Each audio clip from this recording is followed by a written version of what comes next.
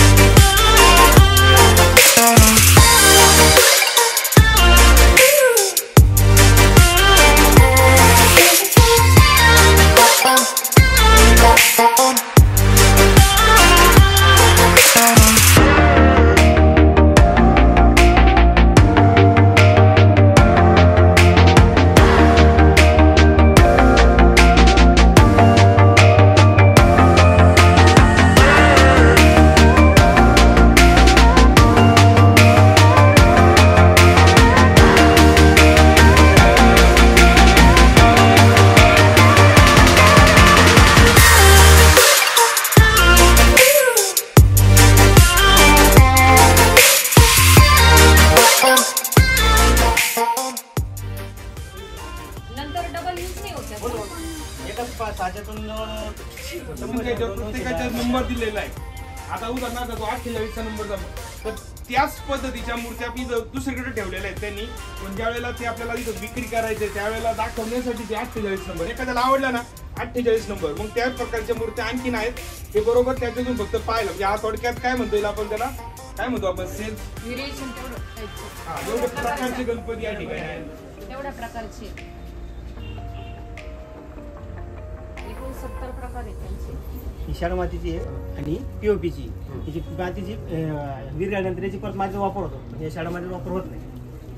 हे eco friendly आला POP ती महाग जाते आणि पीओपी कमी रेटमध्ये असतो. कमी याची कशी निम्म्या रेटमध्ये असते, कमी रेटमध्ये आणि दिसायलाही सुंदर. दिसायला आणि ह्या इको फ्रेंडली ज्या असतात, समजा हाताळायला येतं मी सोपी, तिला अजिबात काहीच वजन येईल नाही, पण आदला पडसा जास्त जवळ म्हणजे तुटफुट नाही म्हणलं तर 90% सांभाळावं लागतं. लय काळजी घ्यावं. पद्धतीची मूर्ती त्यांना मिळणार. हा डिस्प्ले केलेला आहे त्यांनी एवढ्या प्रकारे 70 प्रकारची 70 प्रकारच्या गणपती आहेत. मुलांना साधारणतः मार्च महिन्यापासून मागच्या मार्च 6 महिने एक आमचा त्यांनी आता मुलांना इको फ्रेंडली गणपती पण दाखवला. आमचे जे कलर असतात सगळे वॉटर बेस्ड कलर असतात, केमिकल युक्त नाही, काय नाही, जेणेकरून जीवितहानी होणार नाही काही प्रकारचे कलर, कोणाला नुकसान होणार नाही कोणत्या प्रकारचे.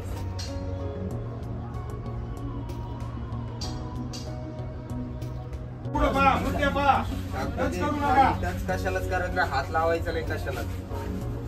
नंबर जे आहेत त्याच्यामध्ये टाकलेले एवढ्या प्रकारच्या मूर्त्या नाही, सगळे एवढ्या मूर्त्याला येत एवढ्या प्रकारच्या आपण भेट देत असतो. तुम्ही त्याच्यातून किती शिकता, किती बारकाईने निरीक्षण करता माहित नाही. कोणताही धंदा, कोणताही व्यवसाय कमी प्रतिष्ठेचा आणि जास्त प्रतिष्ठेचा नसतो. तुम्ही त्याच्यामध्ये जर जीव ओतला तर छोटा व्यवसाय देखील तुम्हाला भरपूर काही देऊन जातो. त्याच पद्धतीचा हा व्यवसाय आहे. पहा, मी बऱ्याचशा विद्यार्थ्यांना बघा विचारलं, बऱ्याचशा मुलांनी वेगवेगळे प्रश्न सांगितले, त्यातला एक प्रश्न आवडला की आता हा एक कलाकार म्हणून समजा या ठिकाणी आता परिस्थिती फार बदलते आणि या बदलत्या परिस्थितीनुसार आपल्या प्रत्येकाच्या इच्छा, आकांक्षा खूप वाढलेल्या आहेत. आपल्याला कमी कष्टामध्ये भरपूर पैसा पाहिजे, त्या पद्धतीने मग आपण बऱ्याच वेळा चुकीचे मार्ग देखील अवलंबतो. हा जो व्यवसाय या ठिकाणी दळवी बंधू करतात, या फर्मचे जे मालक आहेत त्यांचं नाव श्री राजू भाऊ दळवी, राजू बाळासाहेब दळवी, आणि त्यांचे बंधू आहेत विजय बाळासाहेब दळवी. हे दोघं अगदी व्यवस्थित मन लावून हा व्यवसाय करतायत. वास्तविक पाहता कष्ट फार आहेत, त्यातून मिळणारा नफा कमी आहे, पण तरी सुद्धा ते पहिल्यापासून वडिलोपार्जित जे लोक करत आलेले आहेत त्या पद्धतीने ते सुद्धा या व्यवसायामध्ये अगदी जीव ओतून काम करतायत.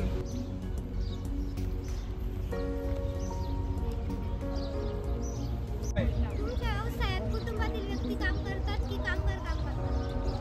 व्यवसायामध्ये कुटुंबातले बी कामं करतात आणि काही कामगार पण आपण वेळाअभावी लावण्याचा प्रयत्न करतो, कारण तसं काम उरकत नाही शेवट.